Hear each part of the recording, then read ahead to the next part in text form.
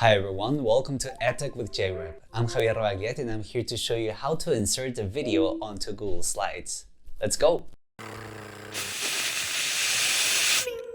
You have a few options on how to insert a video onto a Google Slides presentation. First, click on Insert and then Video. It will bring up a menu with 3 tabs. From the first one, you can directly search in YouTube for the video that you want to insert. Once you've found the video you want, just select it and click Select, or just double click on the video. The second tab of the Insert Video window is to paste a URL or link from YouTube. So if you already have the link, just paste it here, press enter, and you will get a preview of the YouTube video that you wanted to insert. Then click on select, and that will also insert your video. The third tab on the Insert Video window is for Google Drive videos, either your own videos that you have uploaded to your drive or videos that have been shared with you. You can either look for them in your drive, maybe it is on a shared drive, you share it with your team, or someone shared the video with you, or maybe you have opened it recently and you could find it more easily from the recent tab. On top of that, you can also use the search bar to find your video if you remember the name. Once you find it, just double click on it or click on select, and then the video will have been inserted. And that's it. I hope you found this helpful.